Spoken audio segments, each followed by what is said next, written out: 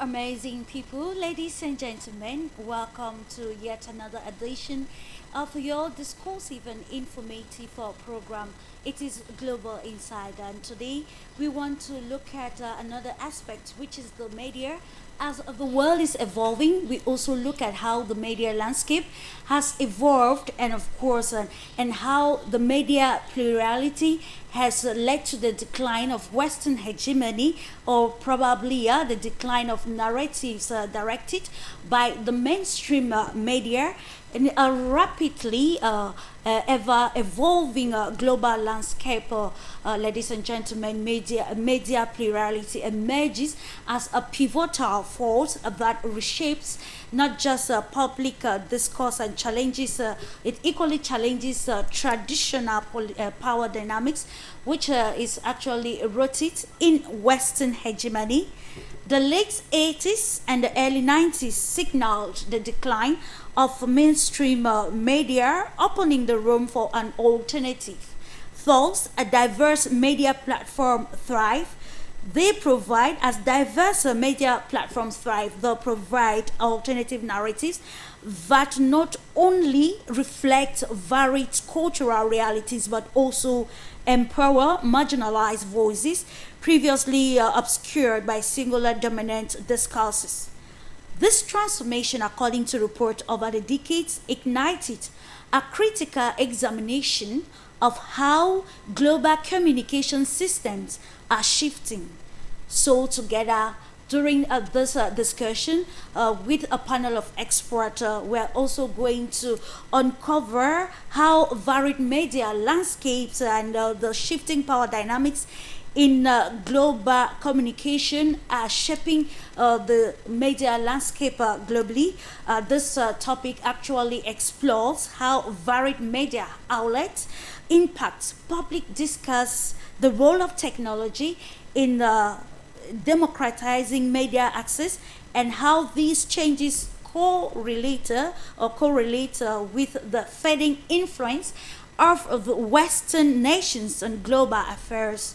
Reports note that the historical trajectory of Western dominance in global media has established an enduring framework where crises in the global south are often framed through colonial narratives. That's actually an example that depict these regions are perpetually dependent or chaotic, something which is very problematic in the 21st century. So international distortion of information and negative propaganda remains a future of mainstream media. We can recall the 2010 Haitian earthquake, the political unrest in Venezuela, how this revealed the Western narratives, which are frequently overshadowed the agency of local actors and communities.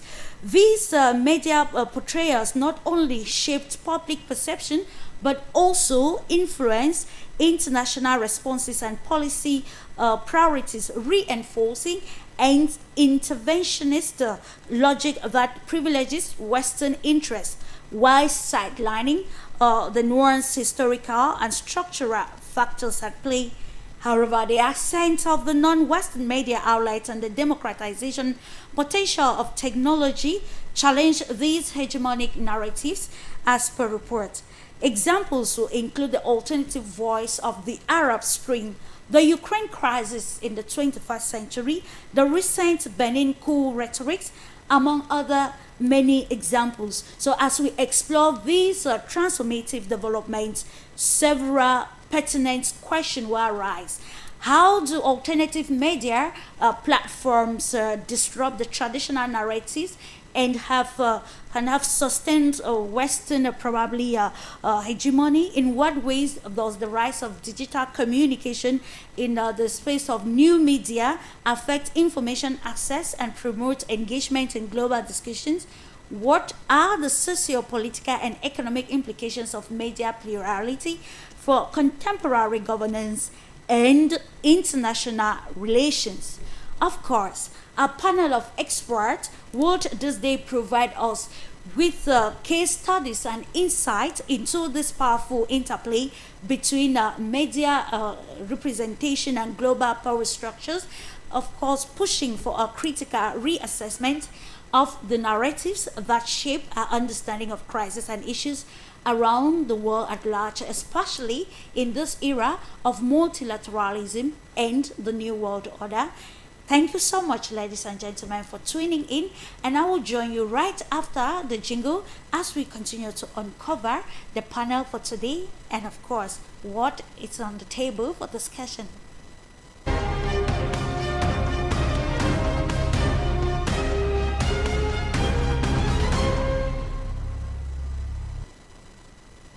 Welcome back. If you are just tuning in, it is your informative and knowledge sharing program, Global Insight. Without much ado, let's go straight away to introducing our panel. And we are privileged to welcome Professor Jagdish Khatri, who is a global analyst, author, and the speaker is joining us live from India. You're welcome, Professor.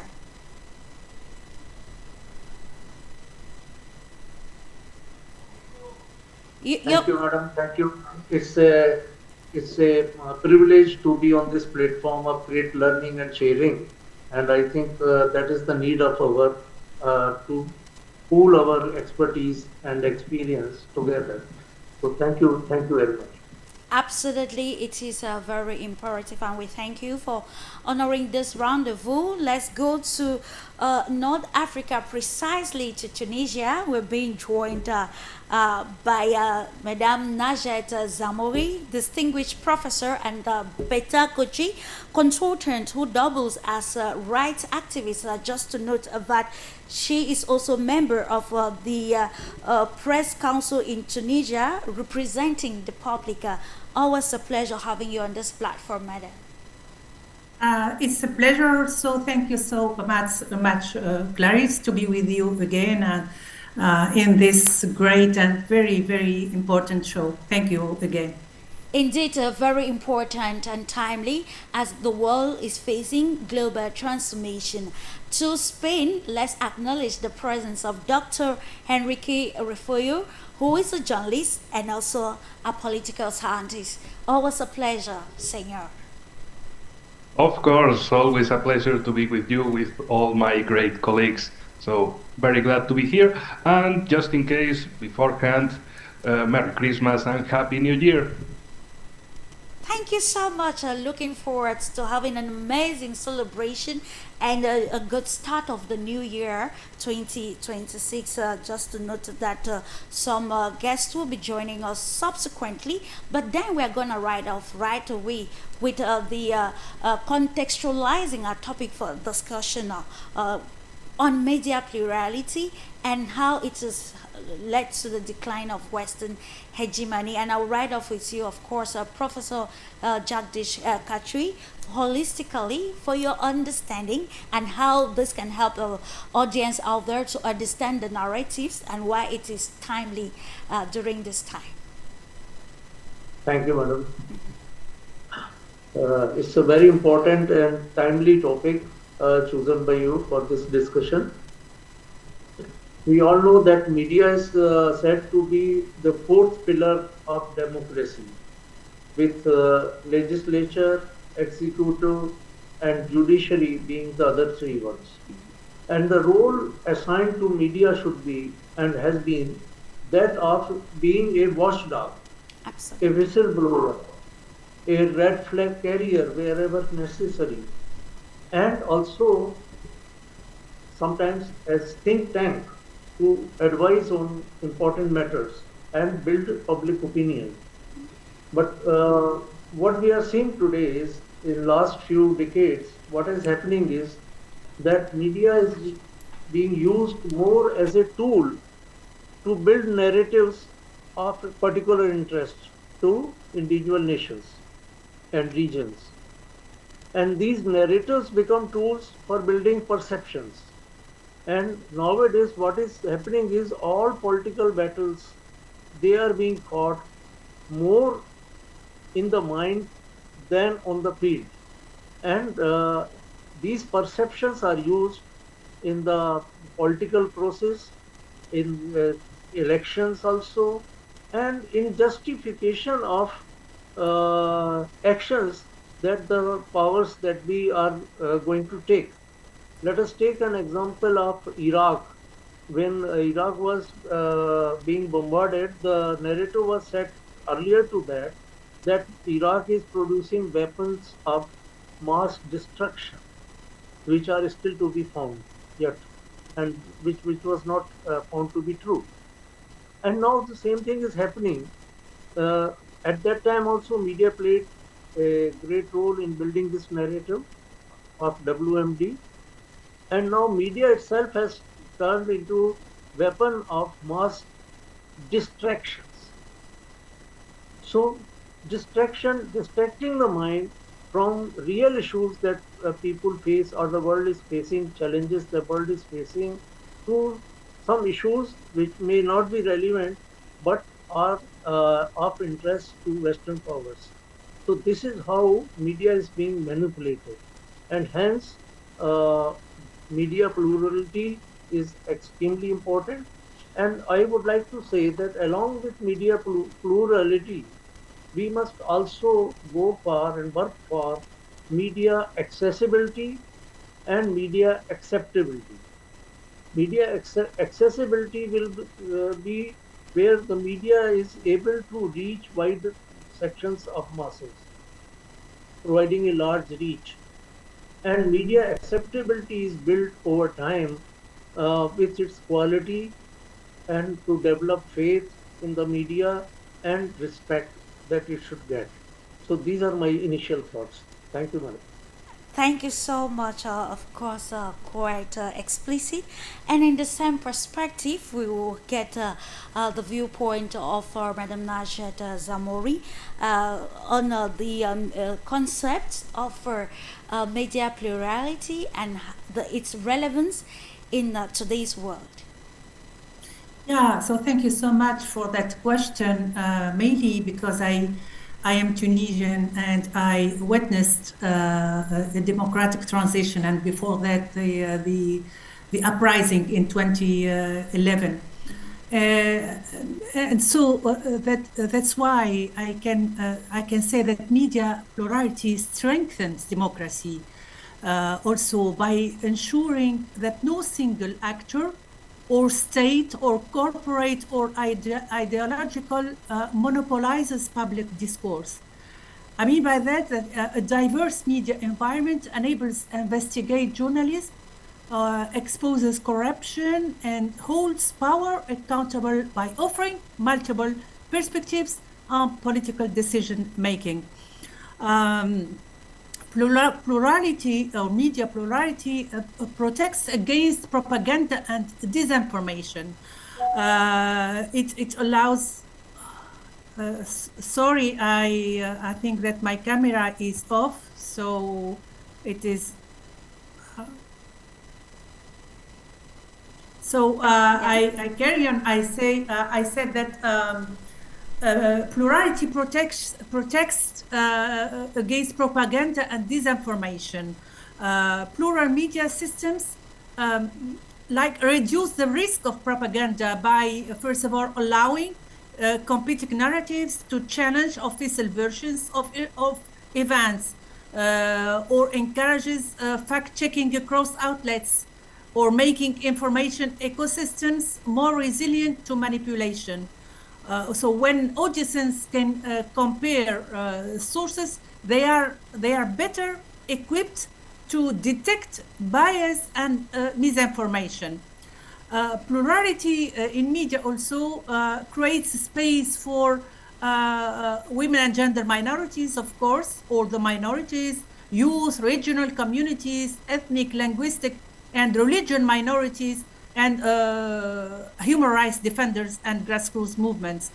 This inclusiveness contributes to epistemic justice, recognizing marginalized groups as producers of knowledge rather than mere subjects of coverage. And at the end, the plurality in media balances conflict and crisis coverage. What does it mean? I mean that plural media environments are more likely to provide historical and political context, include diverse local and international voices, and reduce dehumanizing or securitized narratives. So this is particularly important in conflict reporting, where dominant narratives can legitimize violence or obscure power asymmetrics. And this is the hegemony, maybe, of the Western media that maybe we are going to speak about afterwards. Absolutely, it's imperative to look at the correlation between the two contexts. That is the media plurality and how it is affecting the Western hegemony through mainstream media. In the same perspective with you, Dr. Enrique, we appreciate to have a holistic understanding of the probably historical context of how this media plurality has plurality has affected Western hegemony, transcending to the realities of the 21st century. This is a very good question, and adding to the things that were told by our colleagues, I speak from Spain, from Europe, so we have interesting context. I mean, the whole situation with mainstream media in Europe is to defend, to propose, to support a war against Russia.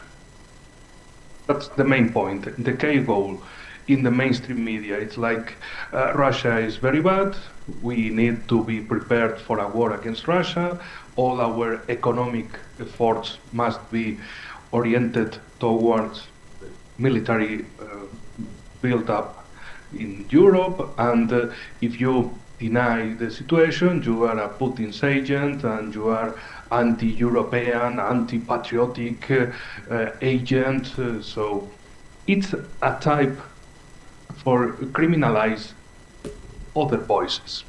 This means if you talk against the massive narrative from mainstream media, from most of the politicians, the European governments, or especially the European Union institutions, you are some kind of foreign agent. You can be a total native from these countries, but suddenly you became foreign agent under foreign service because you don't want that your country, your continent will be destroyed in a senseless war. This means also another thing, very important, because it's a different context, I think totally different than Africa or India. Back to Davos Forum in January 2024, Mr. Schwab and Mistress Ursula von der Leyen, the President of European Commission, they were agreed in one point. They are the guardians of the access. Who guards? What are they guarding? Which access? This means they are the guardians of the massive media, of the mainstream media. They are protecting European peoples from bad voices, which are in the media sphere, not only from outside other countries, like especially from Russia or China or Venezuela or Iran or many other countries outside, but maybe we have the evil inside of our continent. We have these bad people who are making all the best against European institutions, the stabilization of our institutions, and so on and so on. Yes, of course. This is a terrible war narrative only bound to the massive censorship. It's absolutely that. It's the destruction of alternative media because, okay, if you don't have money, okay, a media is a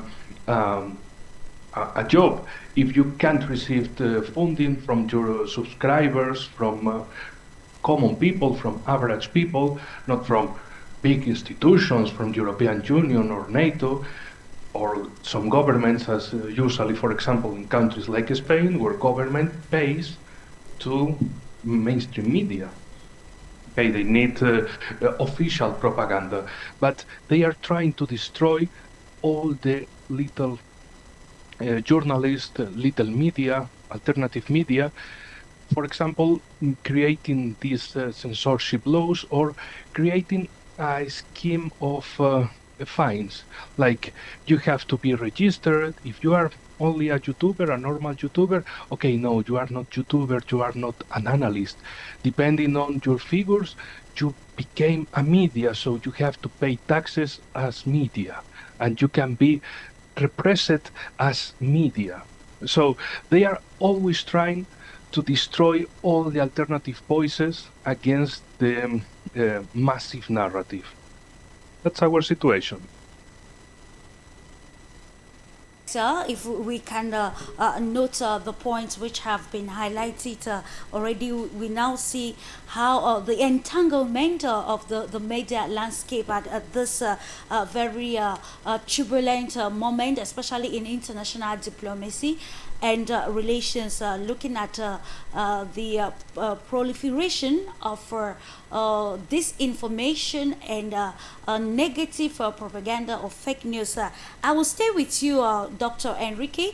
You quite mentioned some very pertinent case studies, but then I would love us to look at how the emergence of this alternative media has affected the maybe shifting power dynamics, not just in Europe but in the global world, and how this has indirectly led to or directly led to the decline of the Western hegemon.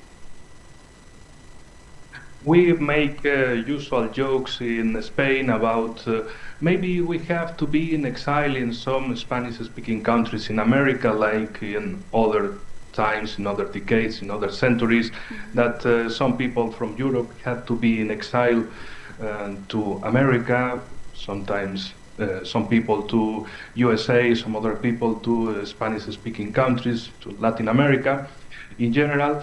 So now we are living again the same situation.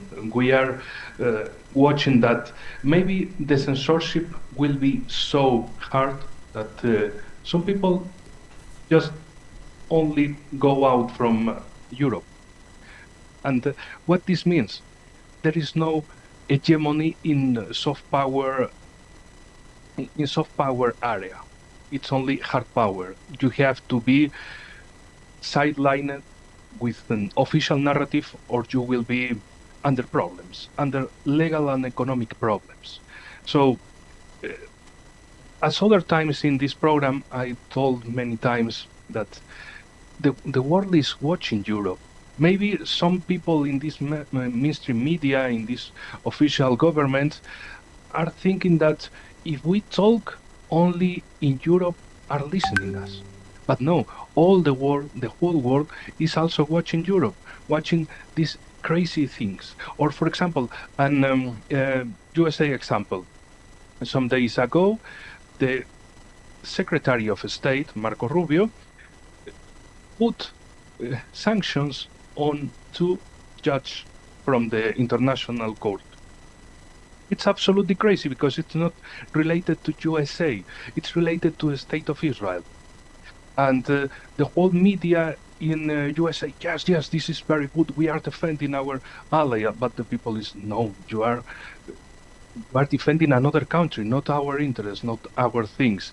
In the case of European media and European governments, it's the same. They are pressing for a war, not pressing in favor of people. Because at the same time, we have protests of farmers, of European farmers in Brussels. But what is talking about from mainstream media, from the most of the governments? No, they are very bad, and they are on the verge to say that these farmers, these European farmers, are Russian agents. It won't be the same time. It won't be the first time. For example, when the times of Yellow Vest, they told that Russia were gathering these demonstrators in France because, I don't know, maybe mental powers from Putin or something like that, because they didn't want to accept that the policies from Macron, from government of France, were so unpopular. No, the fault must be outside in other areas. We are perfect. We are wonderful. And no, we are not wonderful. The world is watching that you are not wonderful. You are destroying your own continent.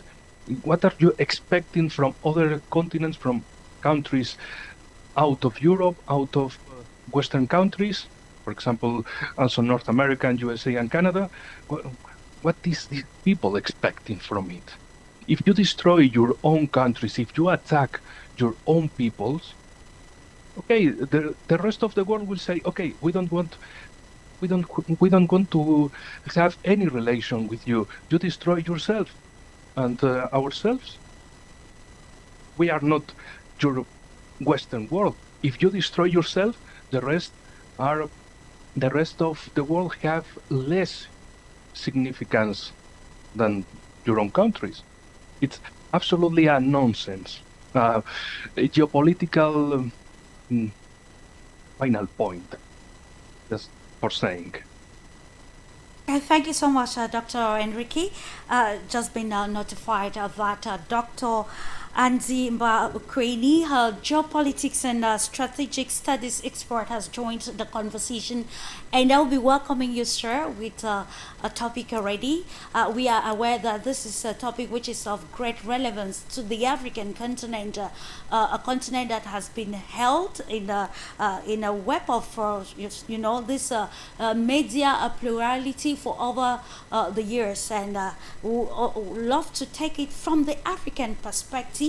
How do you how can you analyze in general the topic media plurality and the decline of Western hegemony, and how this will affect or is already affecting a revolution across the African continent in changing its media landscapes to write narratives that will suit the agenda of the continent? Okay, so thank you very much, and hello to the panelists. I want to take it from the African point of view. What you see as media plurality is what you might best describe as the leftover of the vestiges of imperialism.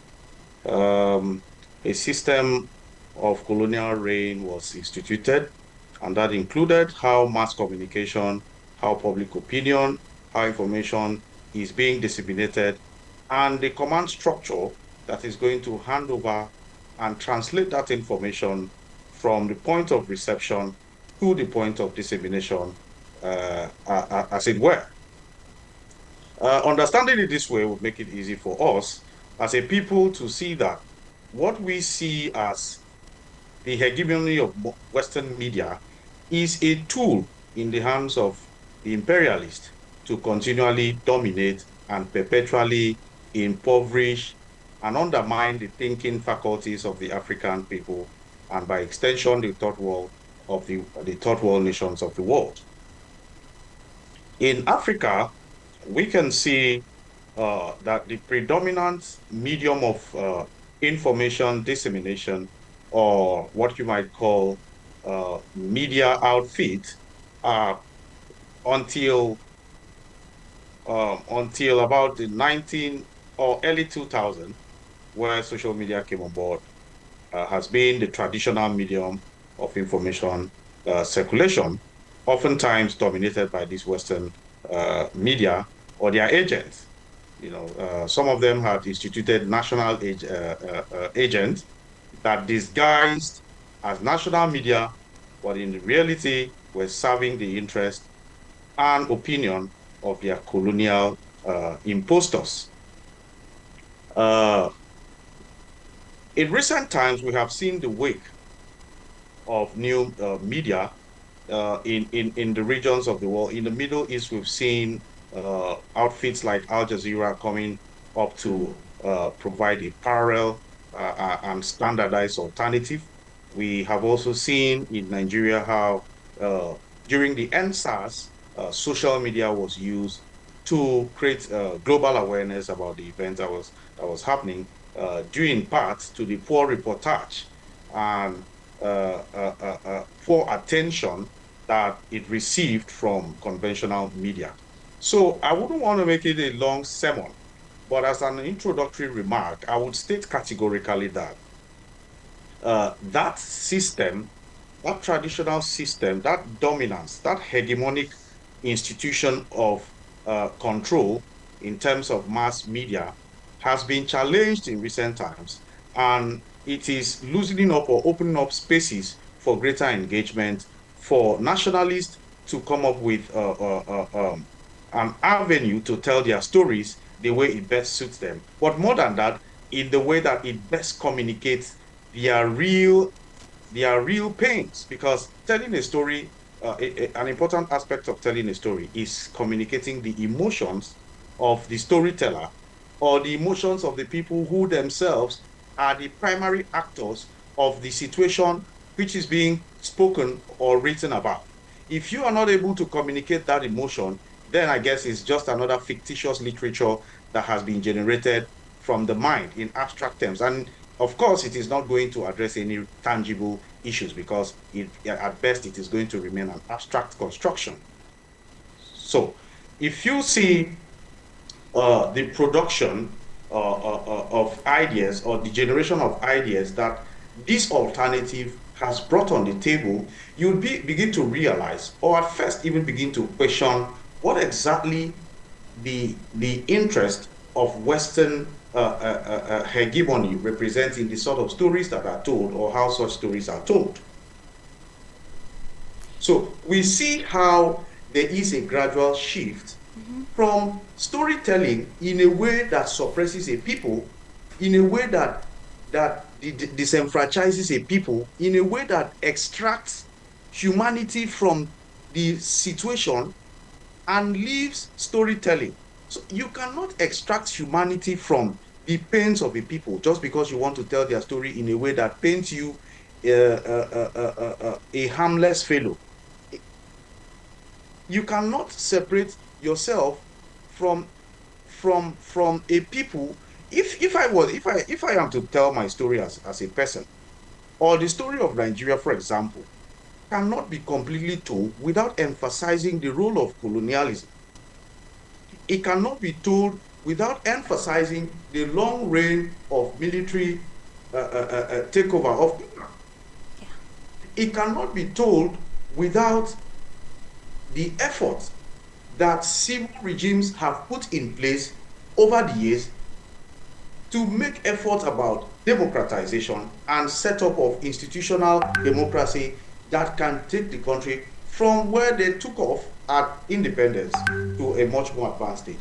So if you tell that story from only a one-sided angle that Nigeria is rich in oil but poor, unilaterally poor, you are telling a story that gives a wrong impression that we are probably unable to manage those resources or do not even understand the depth and value of the resources available for the government to use. But you have refused to tell the real reason behind the inability to deploy resources in advancement of state goals or state policy. Absolutely. And I think I will just interject, but I will come to you subsequently because there is actually some sort of controversy as to how to use the diverse media platforms to actually inform or educate the public. But then before that, let's come back to Professor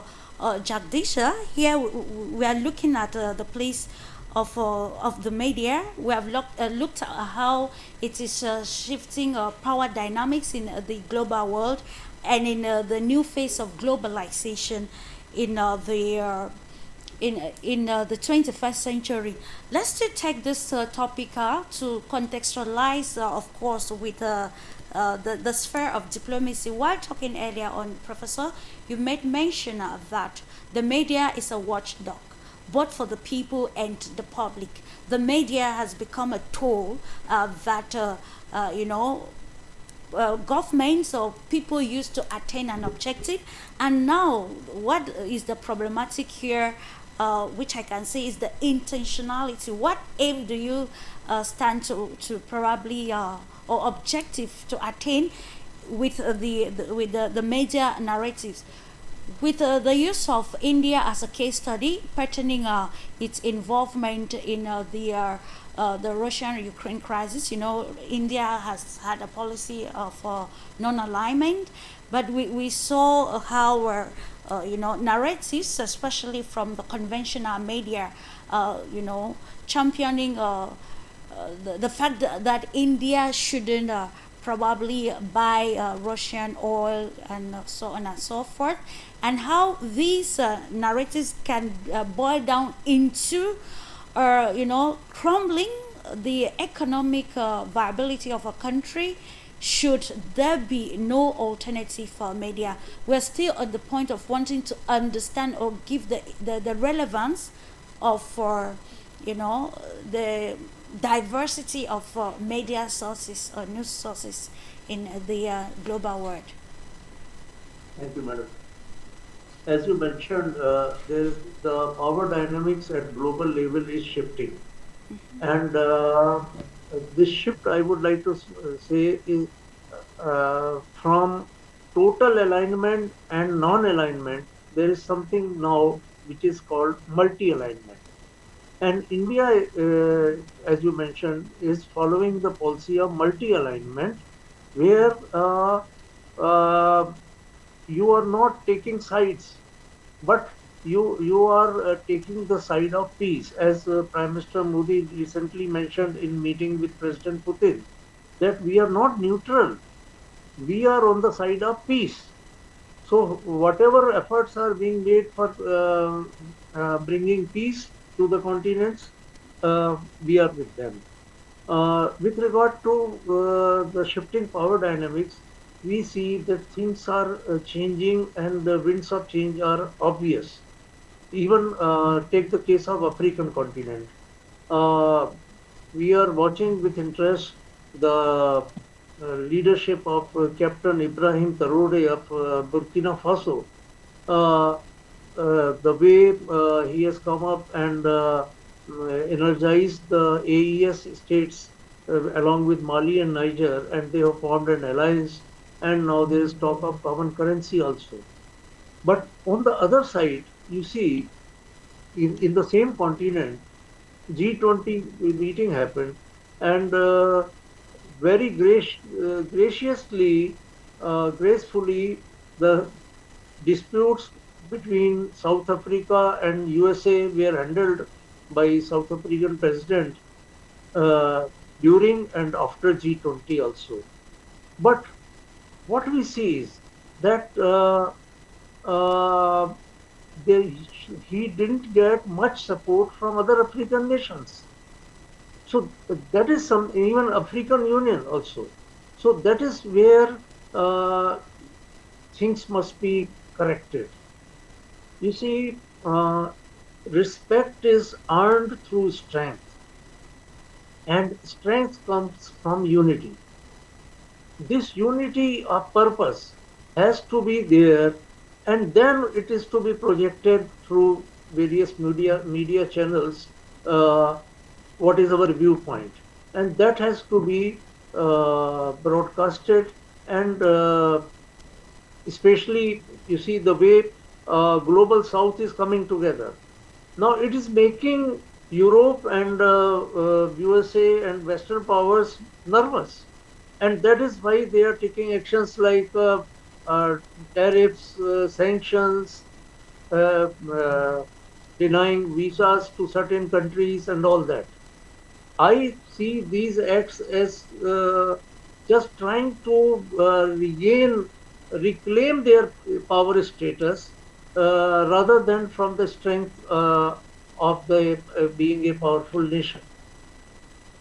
But surely what happens is that someday the way things are emerging, even lone voices of dissent will be converted into collective chorus against these hegemony and dominance, and that is what where media has to be channelized and a proper viewpoint is to be projected. Thank you. Absolutely, very imperative. I think we are in the transformative era of the media, actually looking at to what extent we can still use the media to build the world. It's often said that you can use the media to bring about solution to the world's problems, but then if we are not careful, we can still use the media to promote war that will lead to more vulnerability of relations, be it bilateral, multilateral relations, and hijacking the precepts of the world being a global village, ladies and gentlemen. And I think it is worth noting, according to the preamble, we noted that this Western maybe decline of Western influence in terms of controlling narratives as a result of the emergence of other alternative news. We can talk of the CGTN. We're talking about RT, and that is where I'm coming with you, Dr. Enrique. We understand that Russia today is under sanctions because then in the Western platform, so as not to allow others get the narrative, especially of what is happening in the Ukraine crisis, and talking to some people in particularly in Europe and in the Western world, they highlighted the fact that they are not able to get access to RT or other alternative news agencies. Here we are looking at the effect of the censorship being affecting the minds of the millions of viewers out there. That is making the minds to be at war. In your own perspective and with the realities of the new media, what do you think is that transformative power of the media that can be used to harness today's very tumultuous and complex media landscape that will not lead to further manipulation or maybe polarization of narratives? Yes, it's very interesting, the issue of the censorship about Russia Today, Sputnik, and other Russian media, especially this Russian media in languages of Europe as English, French, German, Spanish too. This is a very interesting issue, a key issue, because in Europe it's like we are democracies, we have freedom of speech, we have debates, we can have arguments, but respectfully, and so on and so on. But in the reality, when there is this historical choke point, okay, no, censorship. We don't want to make some agreements, discussions, events for talking. No, no, no. We censor the other side, and that's all. And we don't have any discuss. All the things must be like one-track mind, in one sense, and no other thing. I mean, if the mainstream media says something because this was paid by governments, by European Union or by NATO, okay, this must be the official version for the good media. Imagine that. I will provide you an example. In one of the mainstream Spanish channels, some days ago, it was broadcasted the following.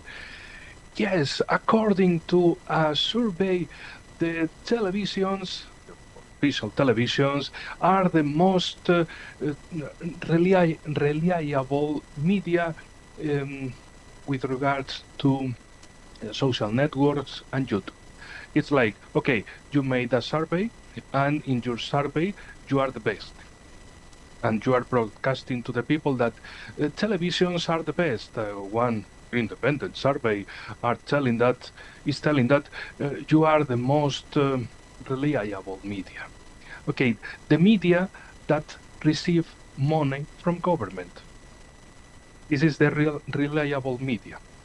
In concepts like institutional communications from government, this means millions of euros to media, to newspapers, radios, televisions, and this scheme is repeated in Europe.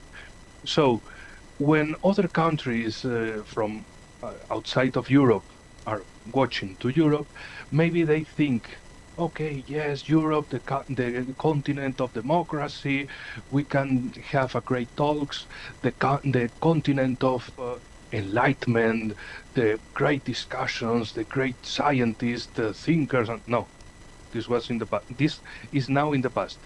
This is not the actual reality in our present days. In the present days is we have a massive crisis. Okay, I could develop a lot about the Russia-Ukrainian war, but the most important is there is a war against Russia, Ukraine is chapter 1, Europe is chapter 2. So we have to be prepared, spend a lot of money in Ukraine, in European rearmament, and that's all. And forget social policies, forget the people, forget the freedom of speech, forget everything, because we have a massive threat that Russia. Russia is like a meteorite who is going to impact over us, and we have to prepare ourselves to this situation. And in the final point, it's another very interesting point that in the rest of the world, they usually see Europe like the countries, the continent with the countries that the welfare state. But this is not the reality now.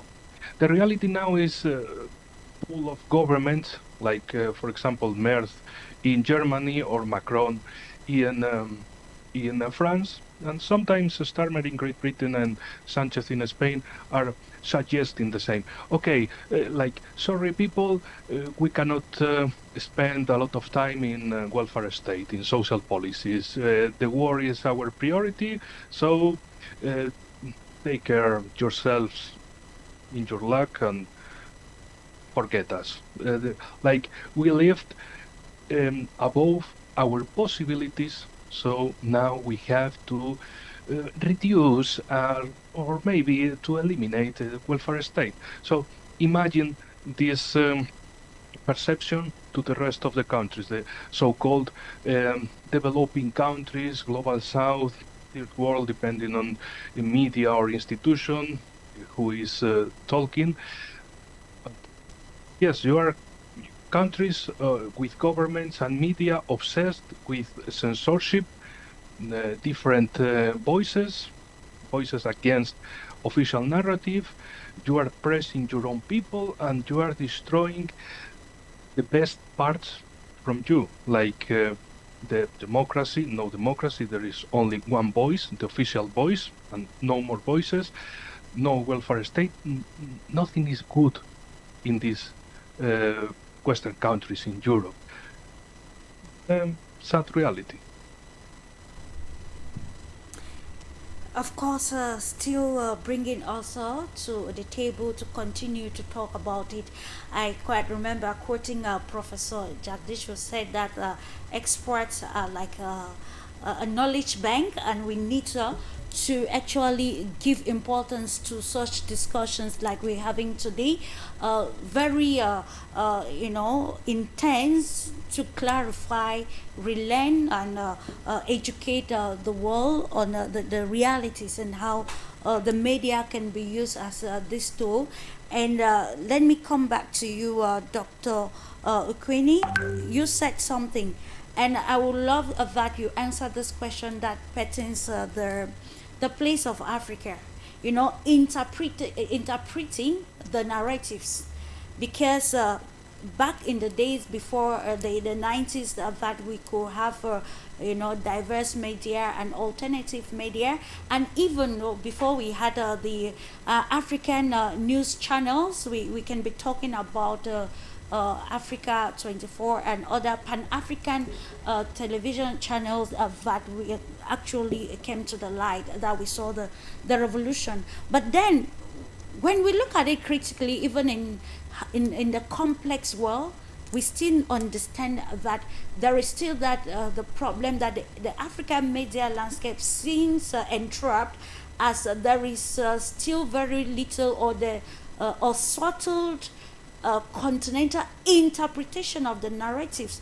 regarding the situation of the African continent, and that is what some people will try to pundit, analyze, and bring aspects of neocolonialism to the fore, which you already mentioned. So, in your own perspective, what do you think can a government or even private media organizations can do in Africa to rewrite the African narratives and do contextual interpretation to meet up with the demands of, the globalization or international relations, as far as, cooperating with other countries are concerned? It's very important.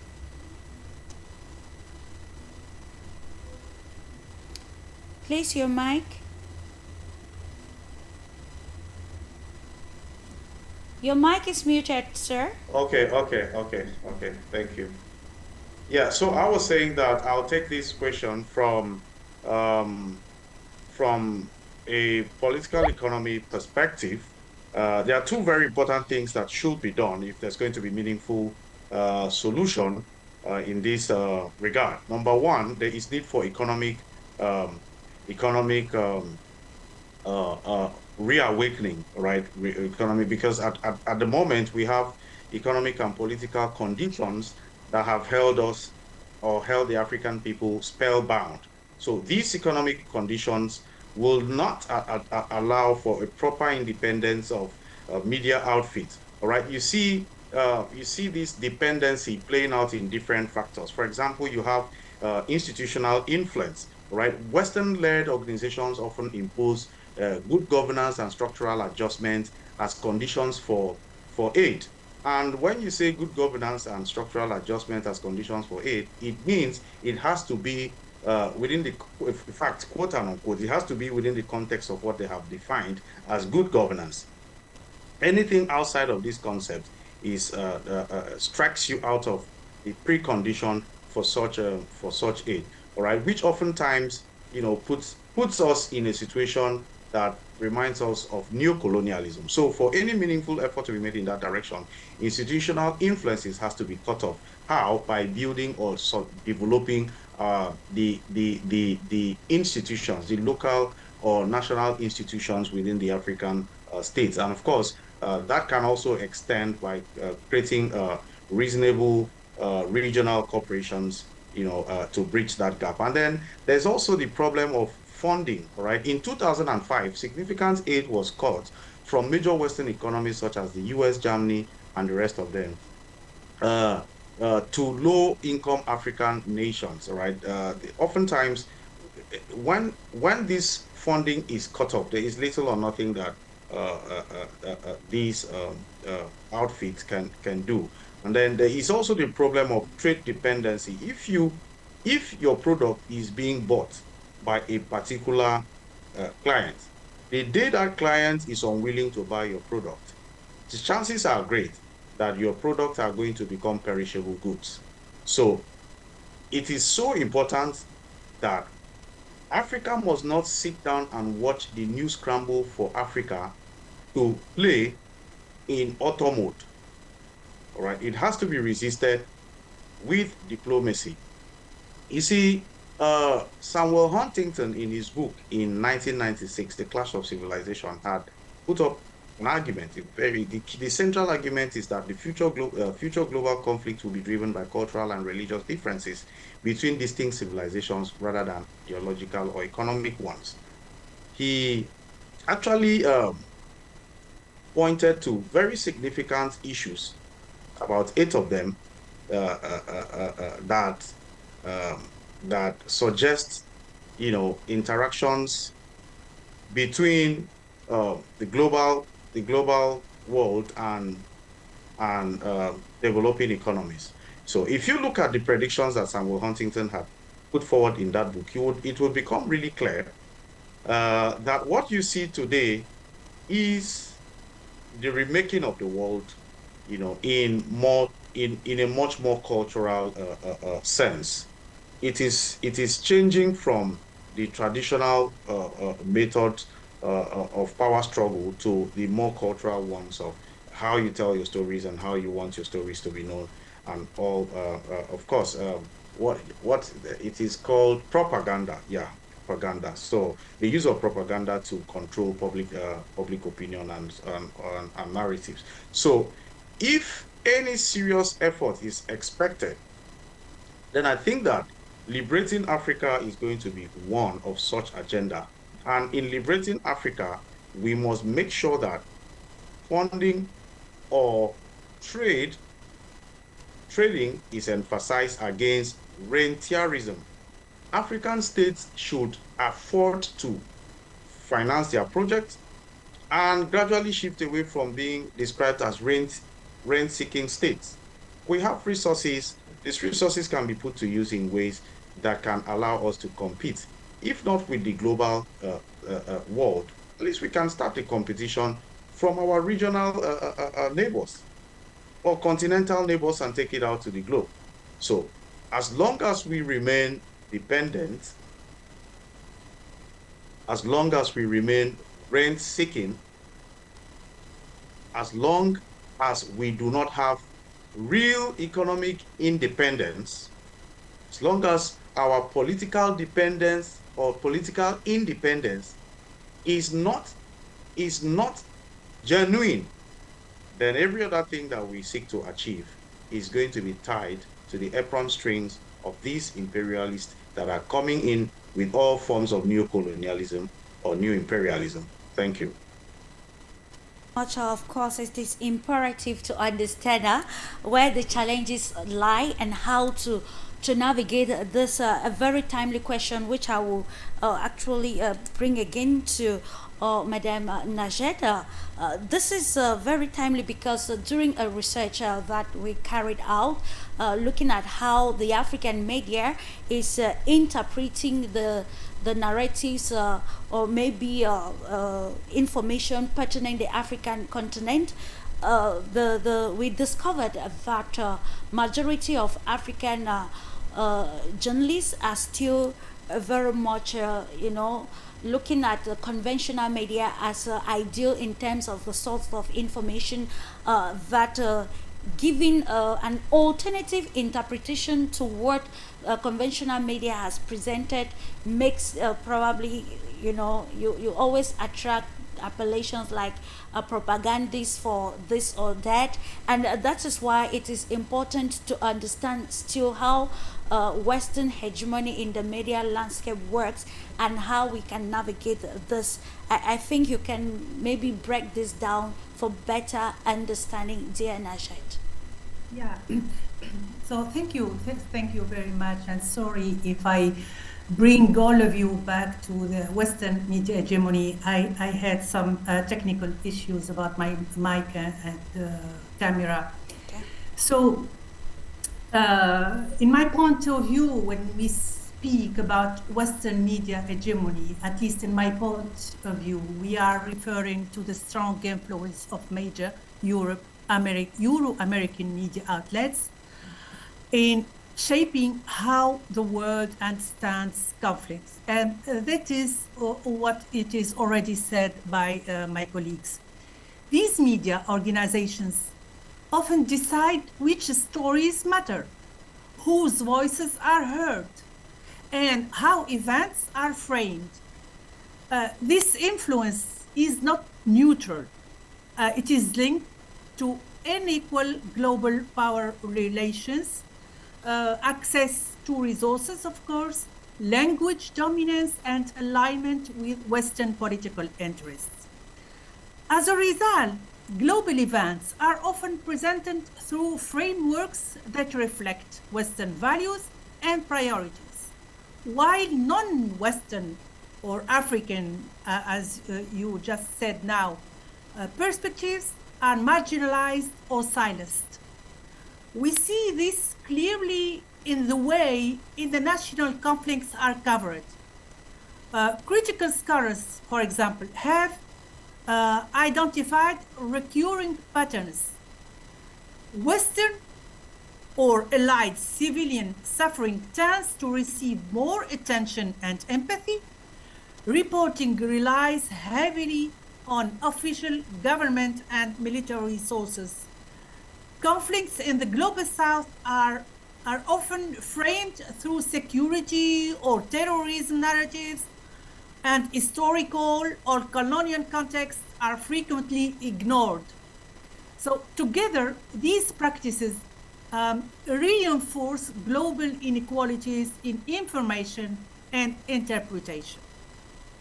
I give you just an example, and I'm sure all of you know already that the war in Gaza is a striking example for me. Western media coverage has often been criticized for using passive language when Palestinians are killed, while clearly naming responsibility when Israeli victims are involved. Israeli military actions are frequently framed as acts of self-defense, while Palestinians' voices, journalists, civilians, and legal experts are underrepresented. International humanitarian law and the realities of occupation, blockade, and structural violence are often pushed to the margins. This kind of coverage risks normalizing violence and hiding the deep power imbalance between an occupying power and an occupied population. By contrast, we notice coverage of the war in Ukraine has been marked by strong moral clarity. Western media have clearly identified aggression and emphasized sovereignty, civilian suffering, war crimes, and international law. Ukrainian voices are amplified immediately and consistently. Of course, we defend all the victims, of course. But while this type of coverage is legitimate, it reveals a double standard. Principles that are strongly defended in Ukraine are applied far less consistently in Gaza or in other conflicts such as Yemen or Sudan or Syria. This contrast is also shaped by what scholars call the, between brackets, politics of sympathy. Some Western media narratives have openly emphasized that Ukrainians are European, civilized, or like us. Such language, when he said like us, it means he has blonde hair, blue eyes, etc. Such language reveals racial and cultural hierarchies that influence who is seen as deserving empathy. This selective compassion undermines the universality of human rights and yes, sends the message that some lives matter more than others. However, Western media dominance is increasingly being challenged. Journalists and outlets from the global south, independent digital platforms, citizen reporting, and human rights organizations are offering alternative narratives. In Gaza, Palestinian journalists and human rights groups have played a crucial role in documenting realities on the ground, often at great personal risk, not only in Palestine and Gaza, even in other South global countries. Media from Africa, Latin America, and Asia have also drawn attention to the inconsistencies in how different wars are framed. So these unequal media narratives have serious consequences. They shape public opinion, influence diplomatic responses, affect humanitarian priorities, and weaken international accountability that I spoke about at the beginning. From a human rights perspective, selective outrage damages the credibility of international norms and reinforces perception of double standards in global governance. So criticizing Western media hegemony, I mean, in my point of view, is not a rejection of press freedom. No, not at all, or professional journalism. It is a call for epistemic justice. It means recognizing multiple voices, histories, and ways of understanding the world. The contrasting coverage of Gaza and Ukraine shows how media power creates moral hierarchies. So a truly plural media landscape requires breaking narrative monopolies and making space of perspectives that challenge dominant geopolitical interests. That's what I wanted to add with my colleagues. Absolutely, thank you, and that was very profound. The agenda setting is always very intentional with an objective, like we highlighted already in the platform, and in the continuing to understand how these narratives affect the minds of the millions of viewers. We want to look at a case study. Earlier this year, there was a meeting between the President of the Republic of South Africa, that is Cyril Ramaphosa, and the President of the United States of America, Donald Trump. And during their meeting in public, there was actually evidence that Donald Trump presented to South Africa, portraying the existence of Afrikaner genocide, and that actually led to some sort of I don't know if it's appropriate to use the word diplomatic bullying. Until date, we still see that there is that the I don't know antagonism between the two countries. With you, Professor Jagdish, let's try to understand how this in the space of the Western or conventional media, how it challenges social justice and leads to, diplomatic relegation of countries. And then the second part of the question, how the plurality of the media has helped the world to understand also the alternative coming from different news against understanding the realities on the ground. Yeah. Actually, I would like to bring attention of all the panelists to another use of media as a soft power that has contributed a lot into building up the Western hegemony over the decades or over the centuries also. You see, this media through films, through TV serials, through debates, through advertisements, they promote a particular social value system, a particular lifestyle, and particular products also. So we have grown up seeing Hollywood movies where it is mentioned that Russians are and to sometimes Latin Americans or Native Americans also are portrayed as villains. And sorry to say, in most of the films, Africans are used in the roles of slaves. So that is a kind of building a particular mindset about civilizations. Media building is a viewpoint of civilization, that this is civilized, this is not civilized, this is good, this is bad. So this way they are promoting their own cultural values. There has been a very good study by Roland Robertson, a British sociologist, and Professor Chomako of Lomonosov Moscow State University on inter-civilizational conflicts. And it is mentioned that the hegemony is built not only on political and economic aspects, but slowly and subtly it is the hegemony in the form of religious, cultural, civilizational hegemony. And for that, media is used as a soft power. So it is now time that we understand the role of media in this aspect also in promoting our own value system, our own culture, our own lifestyle, and religious beliefs also.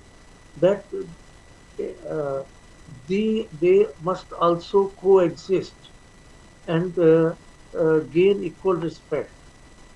You see, leadership is not being the loudest voice in a room, but leadership is creating a room where even the most feeble voice can be heard equally and respectfully. And that is what we have to see. We have to build up, we have to use media in that way to promote our own values also, culture also, and uh, unite as a global South. And I see that tomorrow there may become that not only global South but global East will also unite because global East has its own value systems and they are important. In this respect, I would like to mention a recent interview of President Putin of Russia with an Indian TV channel before coming to India.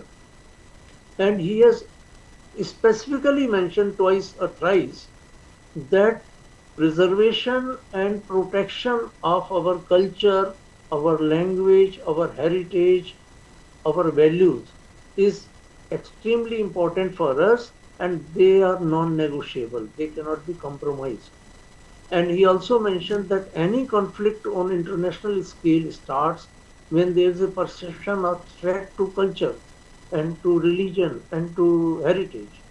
So that is how media has to be uh, trained to project this viewpoint also uh, and differentiate between the stages of different civilizations as equal. Thank you. Thank you so much, Professor Jagdish. Coming back to you, Dr. Ukweni, still in the context of the African continent, we heard Madame Najeta highlighting some key examples of how narratives are being shaped regarding Africa. I will take the case study of, the coronavirus. When it started, we saw narratives as, like with news on how Africa will be a ground for maybe dead bodies, like they will walk on dead bodies. That was actually so intense, and it created some sort of, fear in the minds on the consequences of the COVID-19 on Africa. So it brings us again to interpreting the challenges of the African media landscape. I will take a personal example, which I don't know if it actually suits here. In the early days of practicing journalism, because sometimes as a journalist, you have primary news source, you also have a secondary news source. So there was this. You discover that when you want to get information from conventional news organs, you always see appellations like dictator when it comes to an African president, regardless of the work that the president is actually doing in the country. You always see more of security challenges and stagnation, and I think that actually affected a whole lot of journalists, including beginners like us. But then the Pan African editorial line gave us a trajectory to navigate in order to understand how these things are maybe an agenda that is always set for a a design objective. It now brings us to understanding the role of the advice that we can give African media landscape, including citizen journalists, because we are applauding the plurality of the media, but then there is also large polarization. The case of Nigeria, your country, recently Donald Trump said it was going to invade Nigeria, and we saw many Nigerians calling for Donald Trump to come into Nigeria for such a military operations. Now, can we did we also probably look at the impacts of such an act, and maybe probably internal and geopolitical impacts? So let's try to see how, from your perspective, the advice that we can give, especially to citizen journalists, and in this era of new media, in the handling of information patterning, especially very strategic cases of the respective countries, to be able to meet up with the challenges of the new world. Okay, thank you very much for that background. I would charge that we must be careful to understand firsthand that the colonialists, the imperialists are here for what we have, not necessarily for charity or support of democratic institutions. It is the resources that is the driving force for engagement or intervention, if you like. And bearing that in mind, I want to remind us that if we mismanage information, we might ourselves be igniting what is called a proxy war, which is an armed conflict where at least one of the combatants is directed by an external power. And I want to cite relevant examples of such. You know, if you remember the Vietnam War, I mean, if you remember the Vietnam War, you see that on the one hand you had Vietnam, on the other hand you had Korea, and the U.S. and the Soviet Union fought for ideological supremacy. You know, from that, by the end of the day, it was both the Vietnam, it was both Vietnam and Korea that actually counted their losses. If you move away from there to go to the Soviet-Afghan War of 1979 to 1989, you see you'll discover that the U.S. had funded the Mujahideen or something, the Mujahideen to bleed the invading Soviet forces. You know, if you also move away to the Yemen civil war, you see a modern conflict where Saudi Arabia was supporting the government, and Iran was supporting the Houthi rebel, right? Having vied for regional dominance.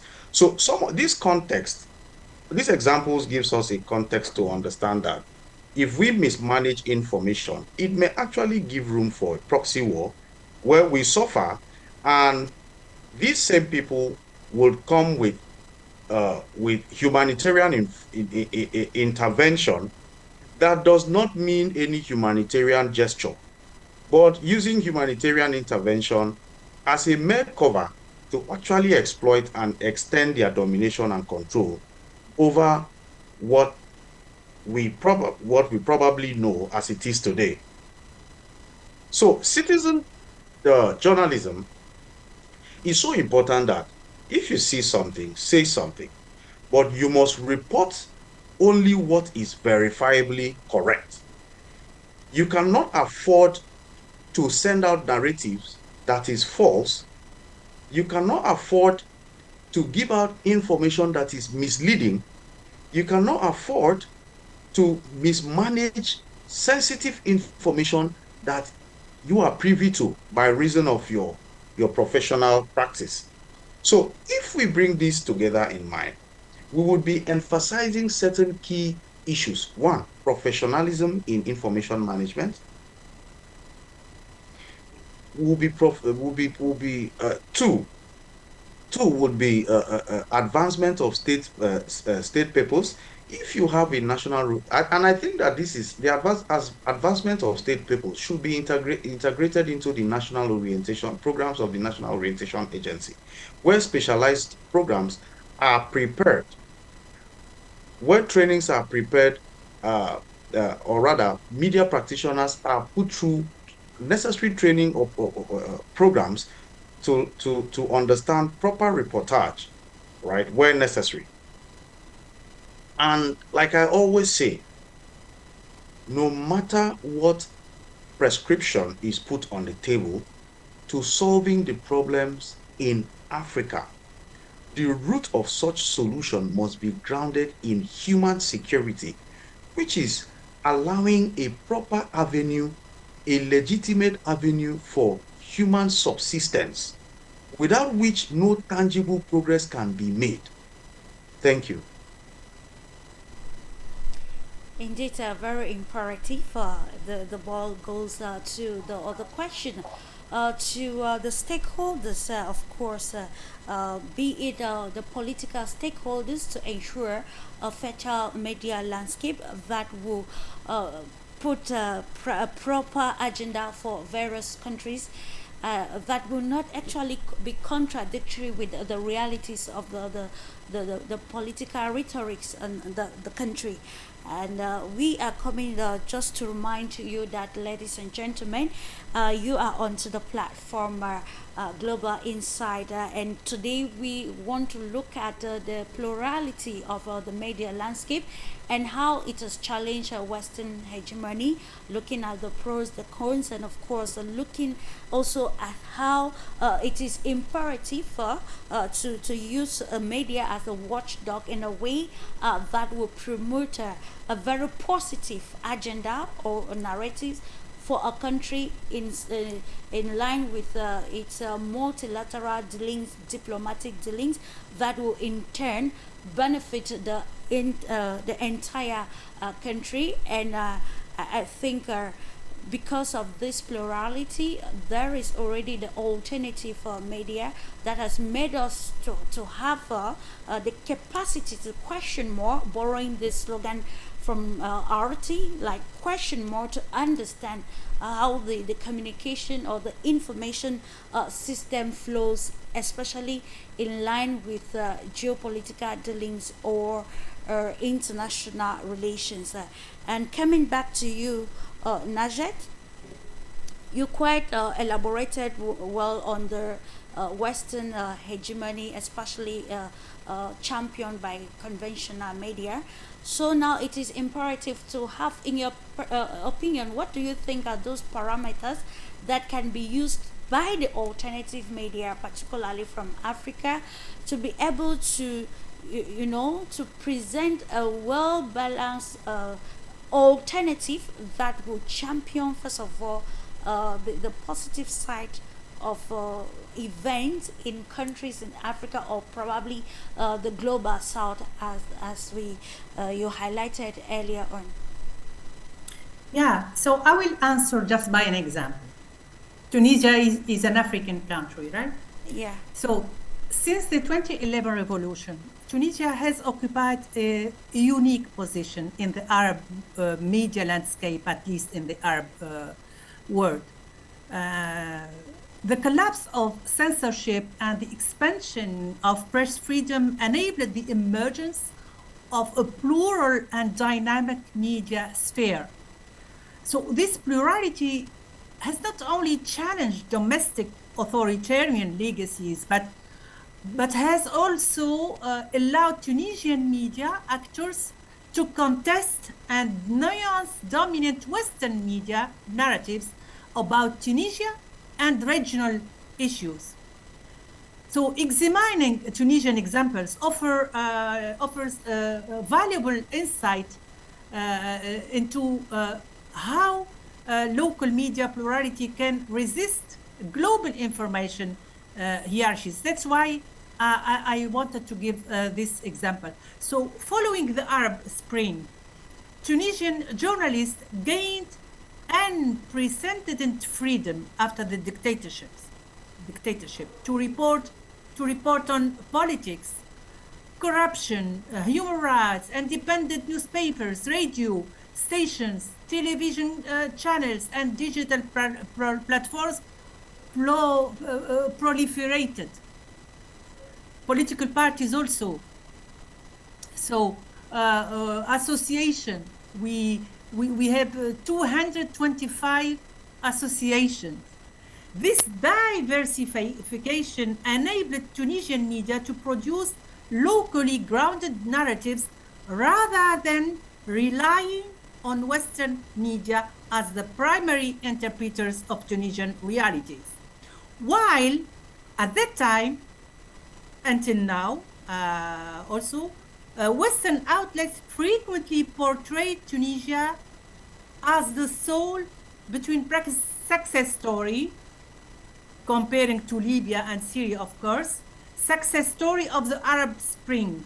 So Tunisian media highlighted persistent structural problems such as regional inequality, youth unemployment, and social exclusion.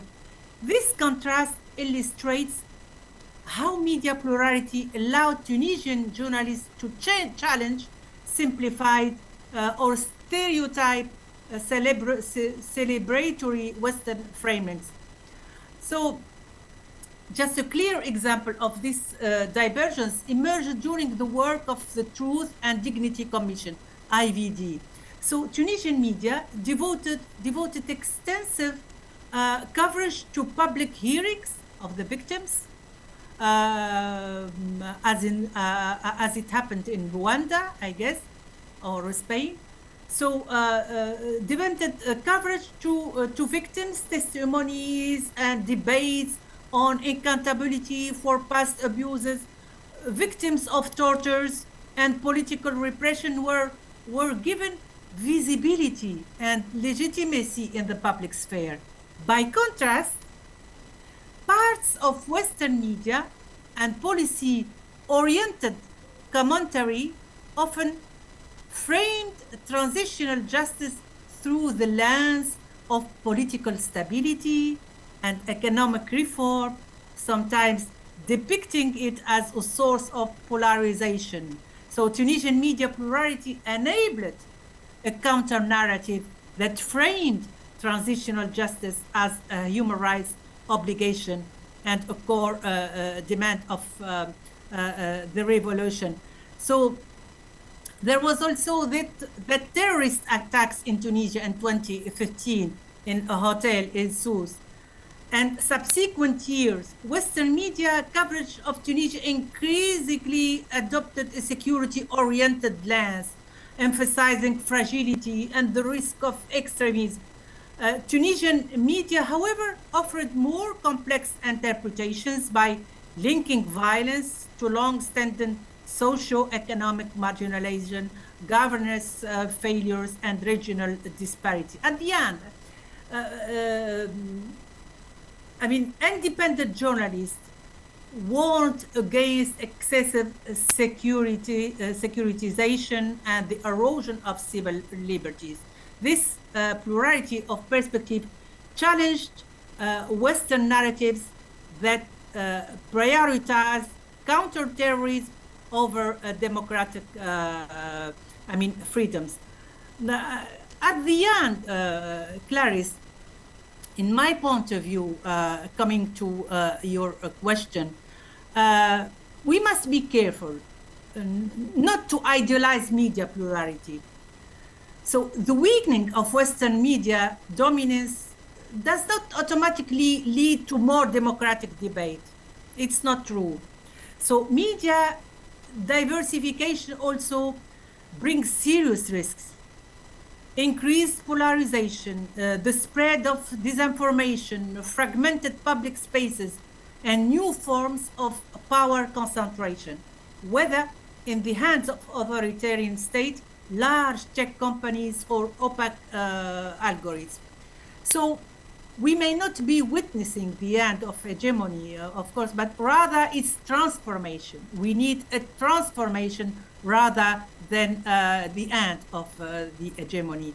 The real question for me is, therefore, not whether media plurality exists, but who controls it, who benefits from it, and under what ethical and political conditions it operates. If media plurality is to strengthen democracy rather than weaken it, it must go hand in hand with media literacy, accountability, the protection of independent journalism, and strong human rights safeguards. So ultimately, our challenge, at least here in Tunisia, our challenge is to ensure that media plurality does not simply replace one dominant narrative with many competing and polarized ones, but helps build a truly inclusive, plural, and justice-oriented global public conversation. That's it.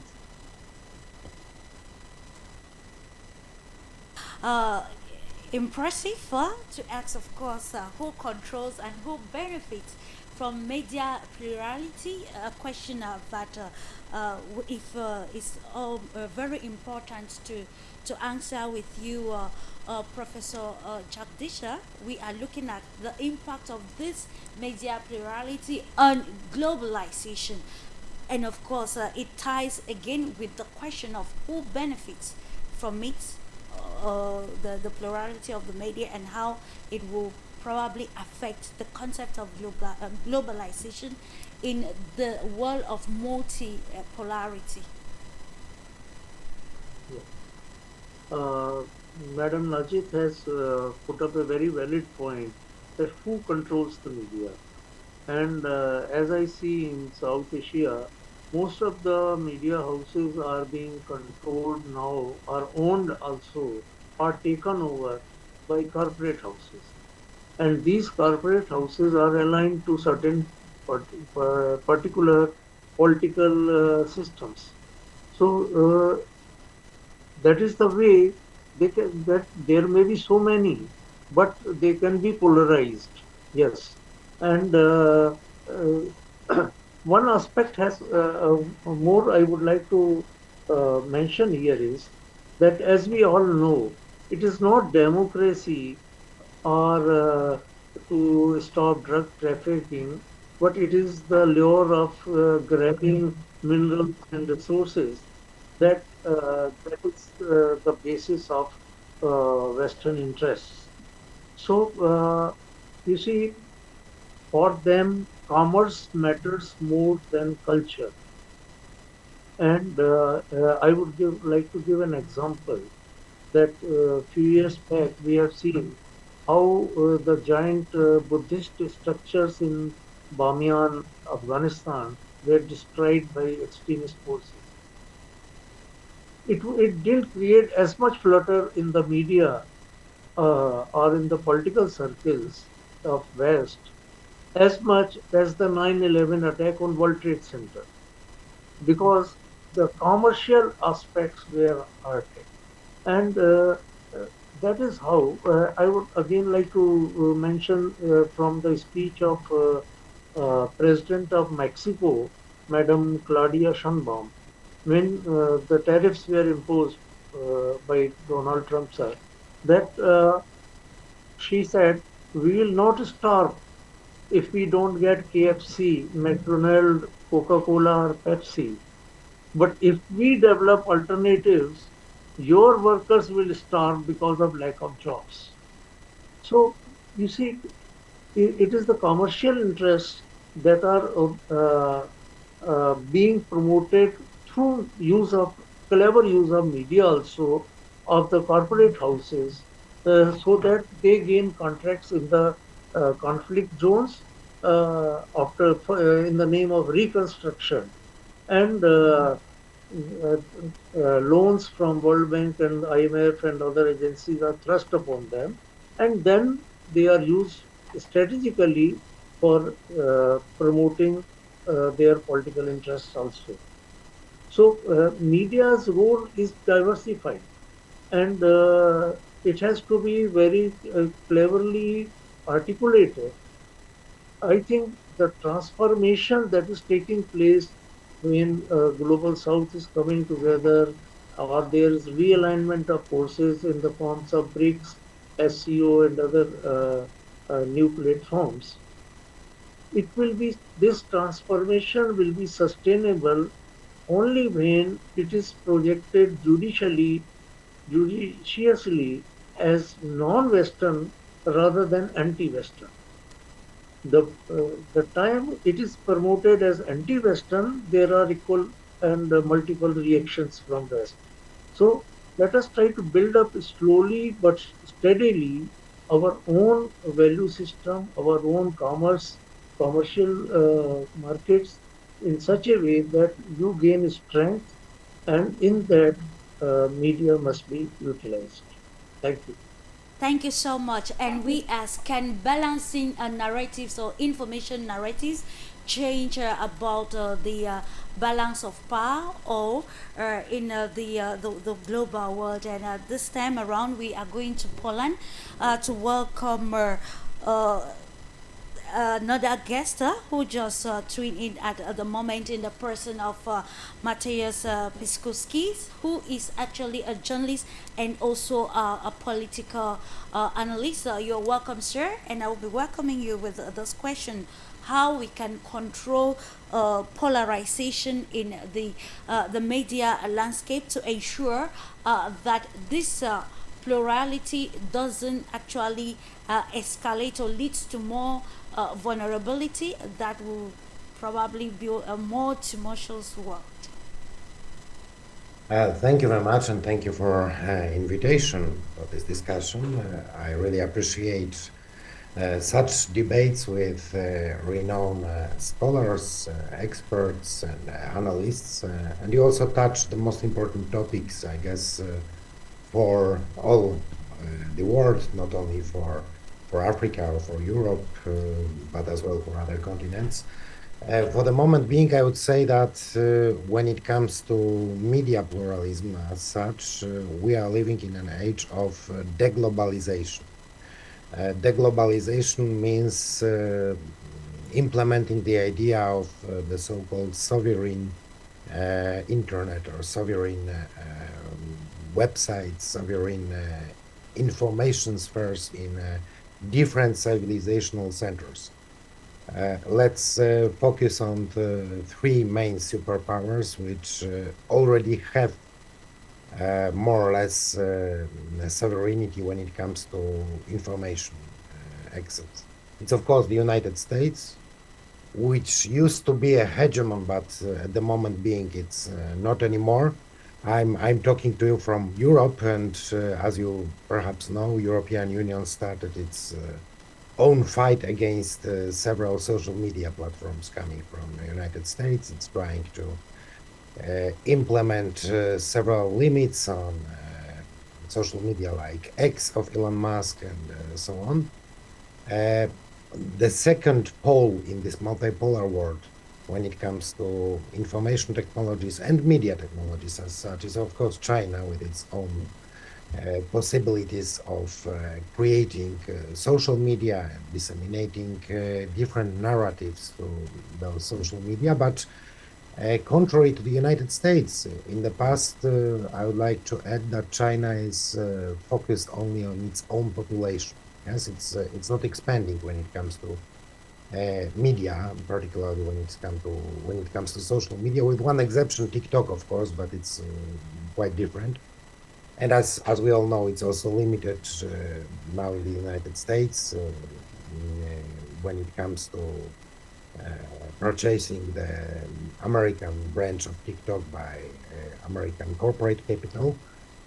And then you have Russia, which is also trying, Russia is being forced to create its own information space and its own media landscape because of the blockade of main media outlets and main social media as well by the West.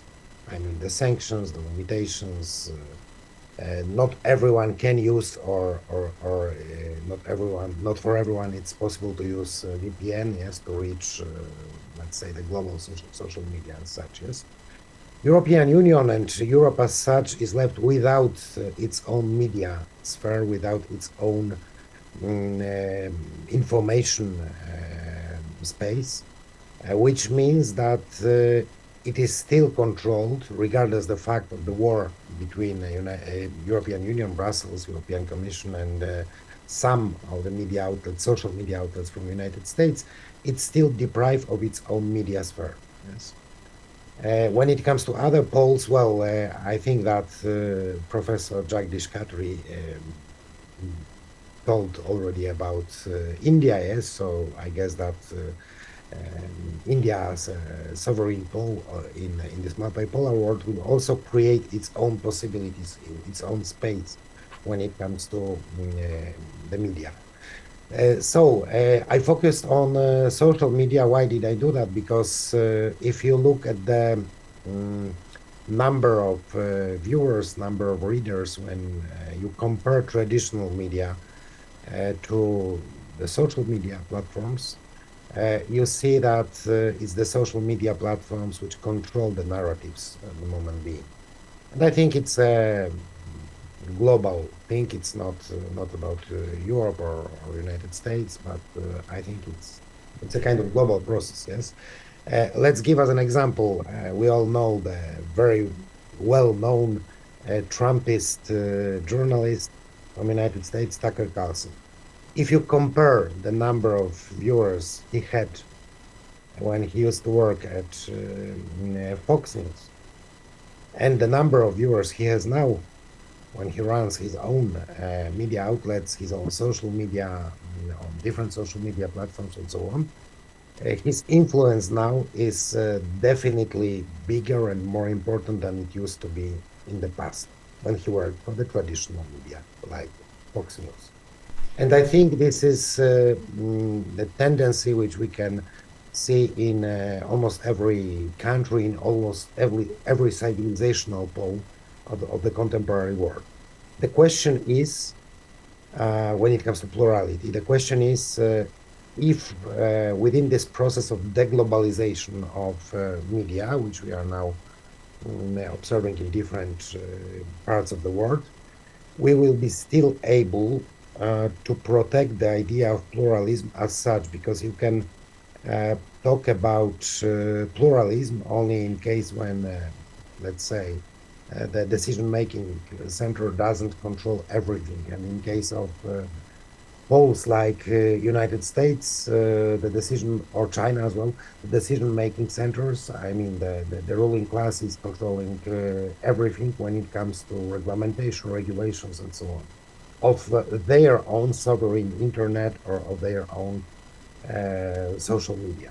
That's the ones they create. So the question is if we are able in the coming years to discuss, for instance, to have debates like we have today, yes, or perhaps we will live in totally distinct, separate media spheres, yes, without global insights as you, without global discussions, without such an opportunity.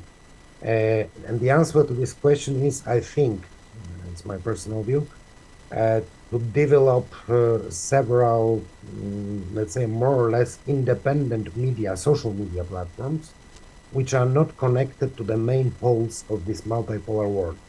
I'll give you an example. I don't want to advertise any kind of such media, of course, but for the moment being, I think that such a platform could be, for instance, Telegram, which is, which was originally connected to Russia, of course, and to Russian citizens, but for the moment being, we see that it's, let's say, not connected to Russian power structures, and it is, and that's why, in my opinion, Pavel Durov, as its founder, it's, he's repressed, and the pressure is exerted on him, for instance, by the European authorities, by the French authorities, and some other countries. So maybe there is a chance, and this chance are new social media created and run from countries which are more or less neutral. Telegram, as far as I know, is run from United Arab Emirates, which are not separate pole in this multipolar world. This is my general idea, general impression about that. But anyway, I guess it will be a very hard process, and in the coming years we will face really severe problems when it comes to inter-civilizational dialogue because of the lack of communications and because of the lack of platforms which could be used globally by different civilizational centers. Thank you very much. Absolutely, I will stay with you from what you highlighted.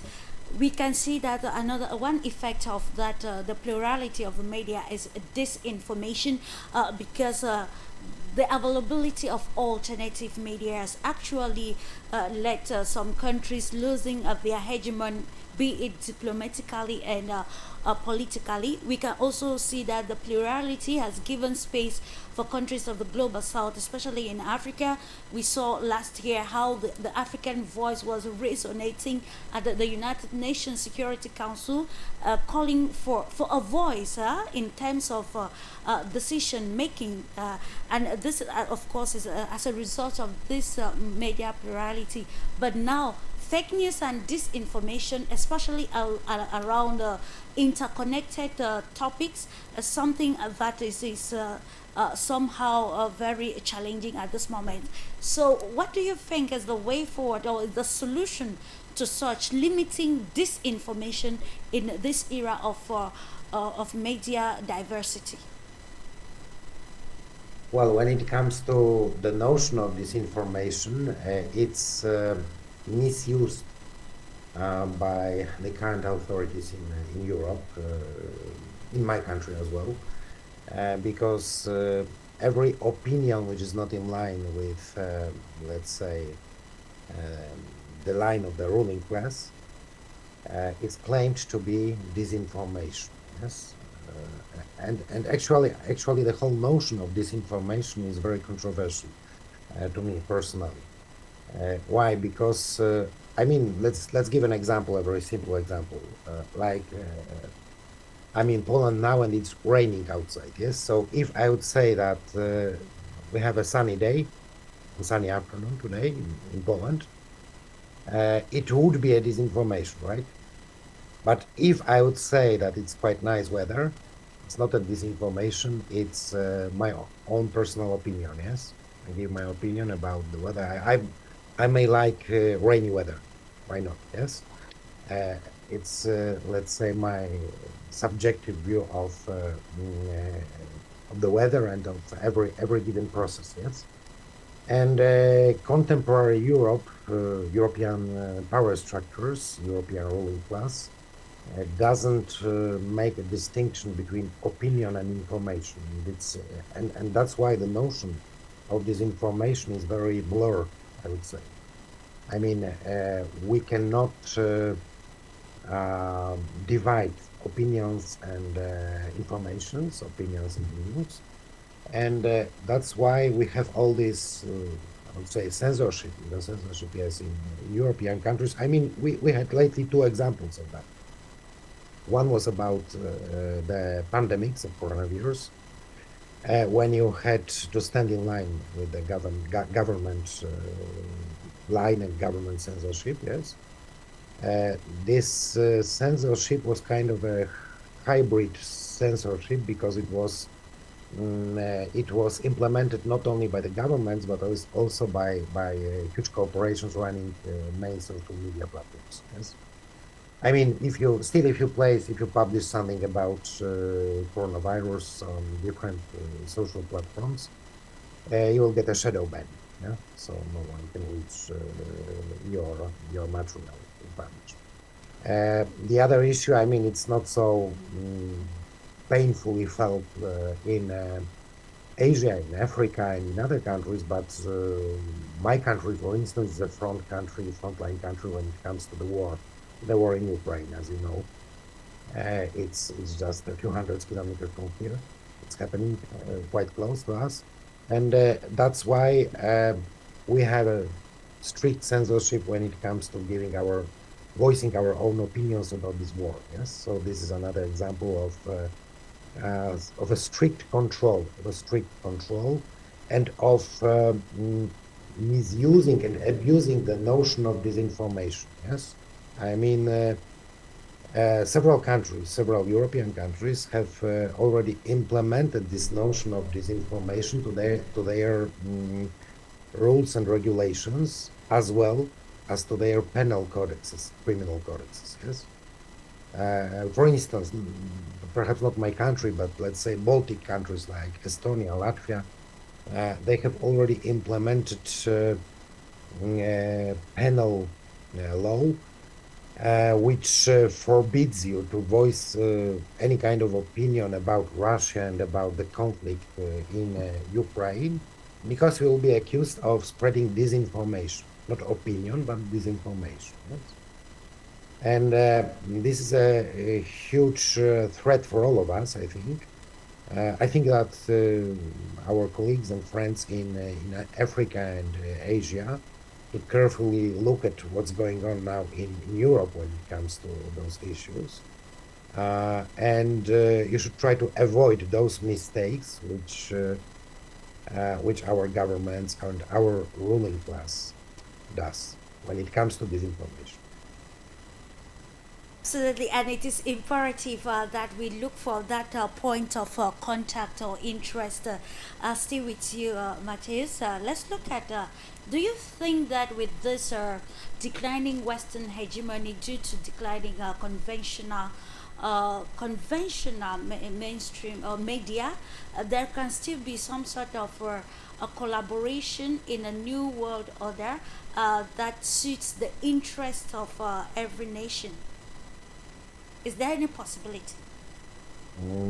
There's always a small chance for that, of course, but in the age of confrontation, I guess that we are living in an age of inevitable confrontation because, as you have noticed, the multipolarity is still shaping its form. I mean, we don't have the final new world order, multipolar new world order. We are still in the phase of global change. We are still in the phase, in the period when former global hegemons are trying to protect the elements of their hegemony. Yes, so we are living in an age of confrontation. When it comes to the communications, the information exchange between different poles of this future multipolar world, it will be very hard in the coming years, but I still believe that we will be able to preserve at least small social media platforms which will enable us to communicate, because I mean, several parts of the ruling class in different parts of our world will try to do whatever they can do to limit our communication, because you know, as far as we communicate, we know we have an opportunity to know each other, to understand each other, and to also understand the interests of each other. And having such an opportunity, understanding each other, is a real threat for those who are heading us towards confrontation, of course, yes? Because I mean, if we discuss several topics, if we understand each other, it's impossible to start another war against our neighbor or against another pole in this multipolar world. I will give you a short example. I mean, when it comes to again to Russia, yes, we are in the Western camp, let's say, in Poland, and we have Russia, which is presented as an eternal enemy, eternal foe of our country, and so on. And the main point, I mean, the main thing the ruling class has done was the first thing they have done was closing the borders and depriving us of any possibility of direct contact with our Russian neighbors. Yes? And this shows how it's important to preserve these communication lines. That's why I'm grateful to you for what you are doing. Thank you so much. We continue, of course, to give the platform for experts to share knowledge, to share and give a deeper analysis of the realities on the ground, so that countries or civil society individuals can actually act from the place of what they know and not from the point of ignorance. I think we're rounding off, but it is imperative to get, a concluding statement from the guest, starting with you, dear Najet. We want to look at the future of global communication that will enhance, this philosophy of multilateralism. Yeah. Uh, Let me tell you and to the audience something. Media plurality is often discussed as a technical or a professional issue, but it is far more than that. It is fundamental human rights principle and separable from freedom of expression and the right to access information. Plurality is not just about the number of media outlets. It is about who is seen, who is heard, and who remains invisible in the global information landscape. The gradual decline of Western media dominance is reshaping how information flows across the Middle East, North Africa, and in Africa and Latin America, etc. This shift brings both opportunity and serious risks. On the one hand, the weakening of Western narrative control challenges long-standing Eurocentric ideas about democracy. And I gave you the example of Tunisia after the revolution of 2011. So,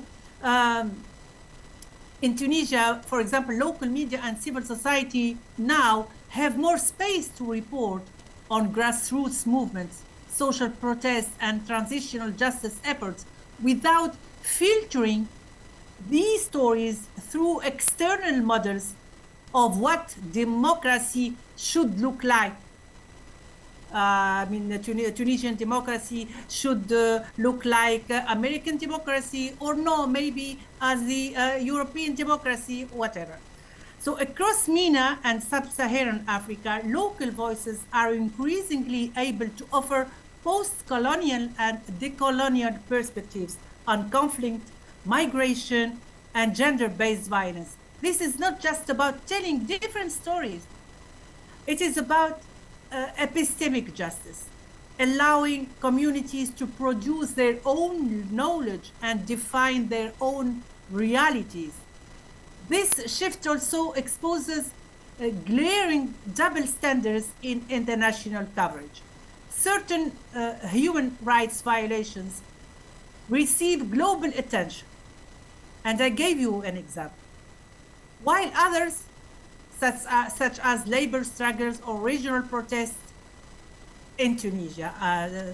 I don't want to give another example from another country. So these remain largely invisible. Local media plurality, however, helps reveal these silences and challenge the narratives that dominate the international stage. Yet, the decline of Western media hegemony is not automatically liberating.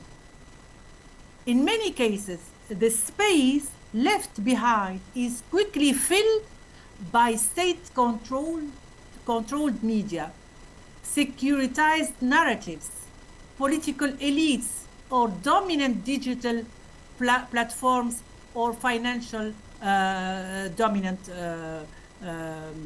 stakeholders. In Tunisia and across the region, journalists and human rights defenders still face judicial harassment, censorship, and surveillance, especially when they challenge powerful interests. The consequences are deeply gendered. Women journalists and women human rights defenders are particularly vulnerable to online harassment, smear campaigns, and other forms of intimidation designed to push them out of public debate. Meanwhile, calls to move beyond Western media dominance are sometimes, between brackets, move beyond Western media dominance. I mean, as the Tunisian authorities are right now saying, are sometimes co-opted by governments as justification for repression, invoking sovereignty or multipolarity. Why? Global control over platforms and content moderation remains largely in Western hands. So the decline of Western media hegemony is therefore neither neutral nor inherently emancipatory. It is a contested terrain, whether it leads to greater freedom, accountability, and pluralism or deeper repression depends on whether societies actively defend independent journalism, media plurality, and the rights of human rights defenders. So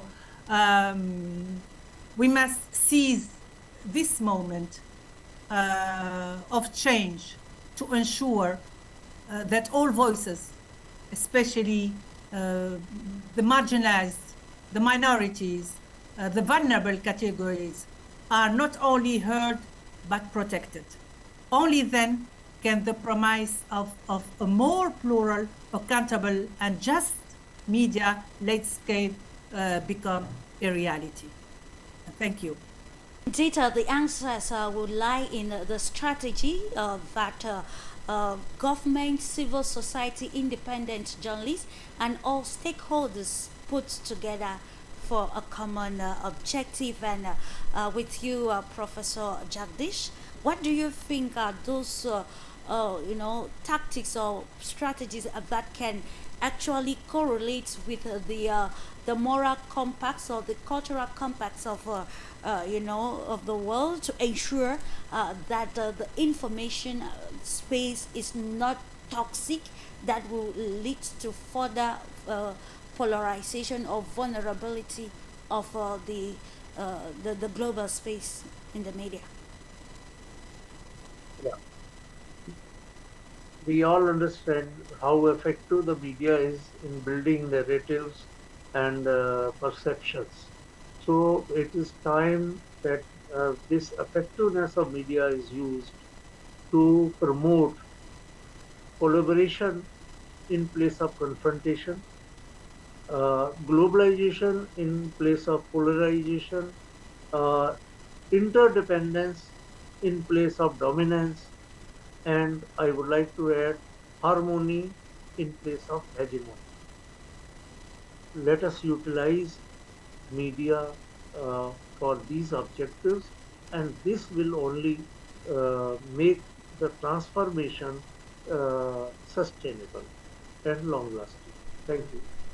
Thank you so much. And rounding off with you, Matthias, of course, when we look at ITA, we want to understand the strategies, and also according to some viewpoint, it is difficult to have that fertile information space because of the diplomatic gimmicks coming from the aspects of international relations and globalization as well. And some pundits still say that diplomacy is all about interest.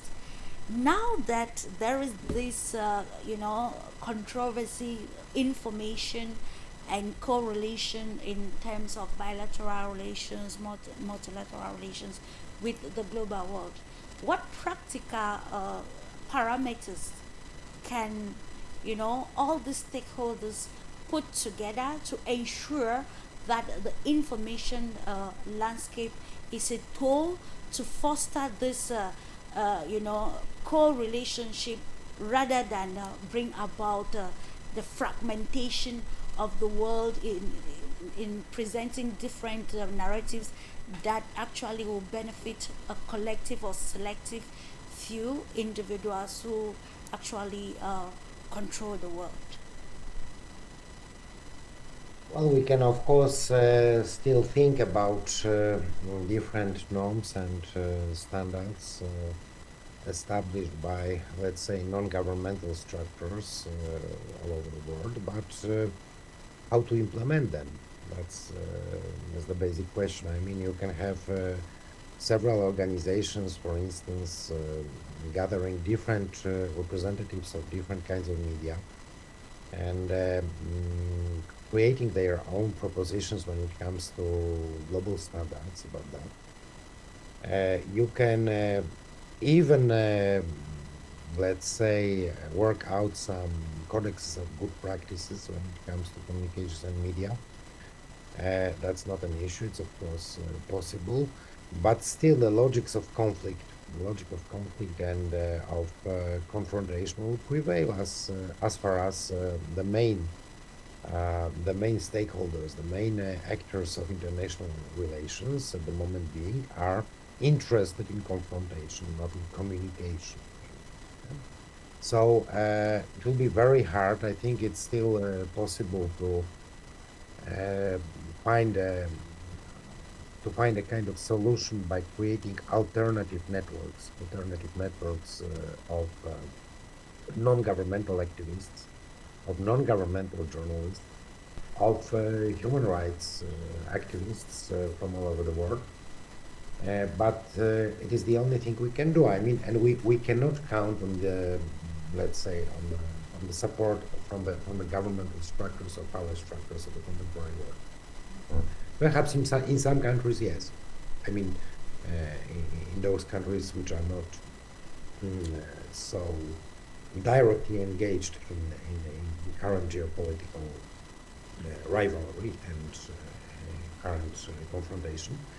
But basically, we have to count on ourselves. I mean, on the structures of what is or used to be called in the West civil society. I don't like this term because it's quite controversial as well from us, and it has been found by some globalist structures, as we know.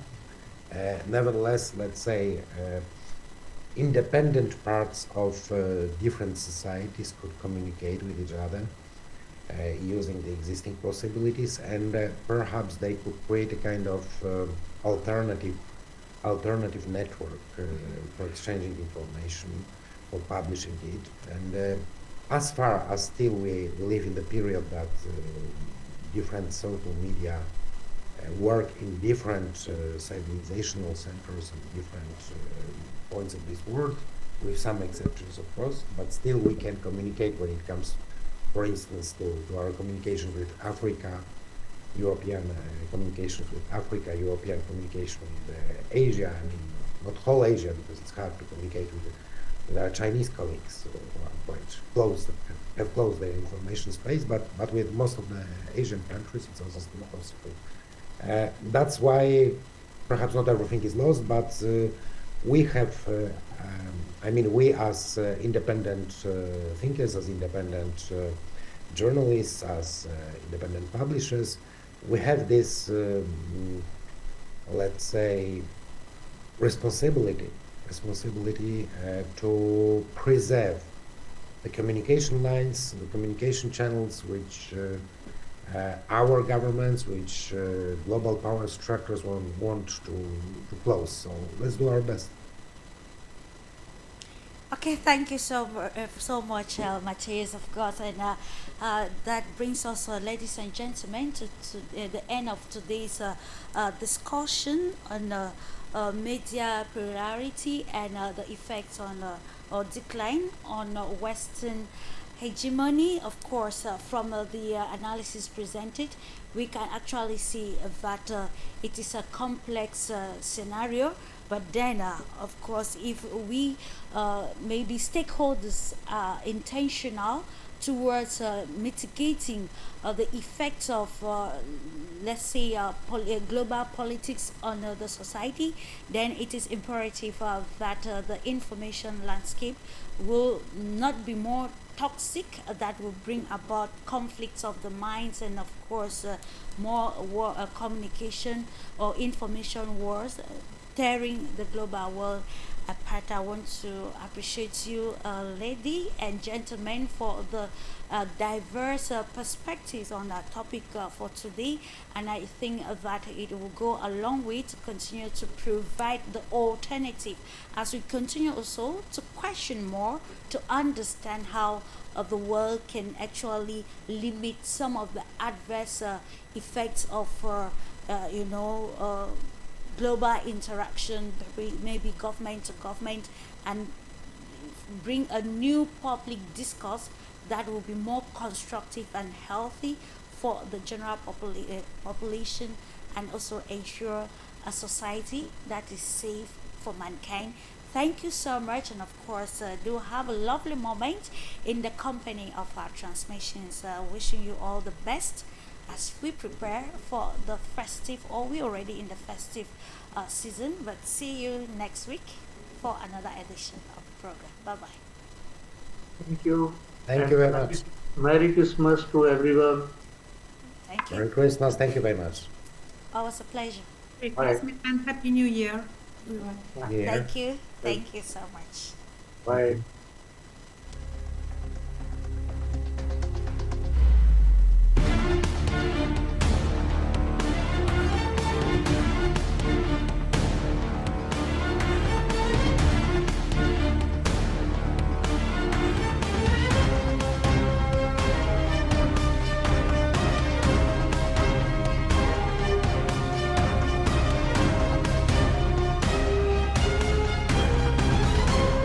This program was brought to you by Globus.